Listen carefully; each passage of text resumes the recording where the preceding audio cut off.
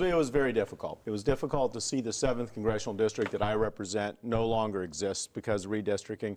But, you know, I've been blessed to serve 14 years in public service, 4 years in the United States Congress, 10 years in the state legislature. And it's been an honor and a privilege to serve the people of the 7th Congressional District, and I thank them for that opportunity. And I think the relationships, the knowledge, the experience that I've picked up in Washington, D.C. is going to help me to better get back to our community in the future. And I look forward to the next phase of my life. What is that phase? Let's just go right there. Well, we haven't made any decisions yet. My wife and I, when I say we, we're going to try to figure out what's the best path for our family.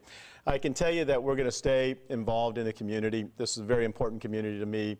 Some of the projects that I've started and worked on throughout my years in public service with Wright-Patterson Air Force Base, our veterans, small businesses, I'm going to continue to be an advocate for them and continue to be active politically. But, you know, we haven't made any final decisions at this point, but I can tell you that we plan on staying in the area. We still have 2 boys we have to get through college and in high school, but this is our home. This is where I grew up, and I feel very comfortable in Miami Valley. You talked about those projects, one of which was the Blue Ribbon Commission, which really was designed to keep a lot of those research dollars from Wright-Pat here in our region. Give us an update. Well, that was one of the first commissions that we set up, and that was a result of our community supporting Wright-Patterson Air Force Base, how we could better support Wright-Patterson Air Force Base, and also win more of the contracts that are going out from the Department of Defense with Wright-Patterson Air Force Base locally with our businesses.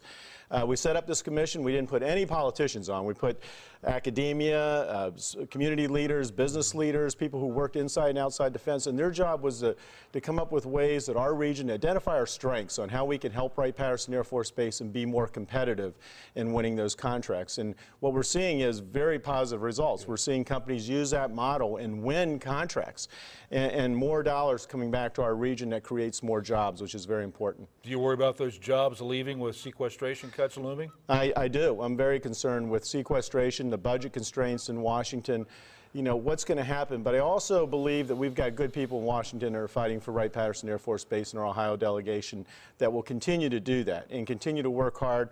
And members in Congress in general, we're fighting for our men and women serving in our military with the Department of Defense. But sequestration, with this last fiscal cliff, got kicked down the road 60 days. So it's going to go into effect in 60 days if Congress doesn't address it.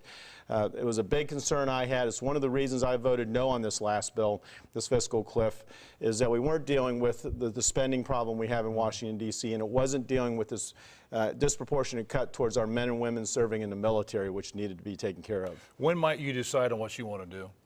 You know, we're going to take a few weeks here, explore our options, try to determine what's the best you know, choice for my family and myself, and then we're going to move forward with that. But like I said, we're going to stay in the community, whether in Ohio is my hometown, or my home state, and maybe commuting back and forth to Washington, maybe just staying in the area.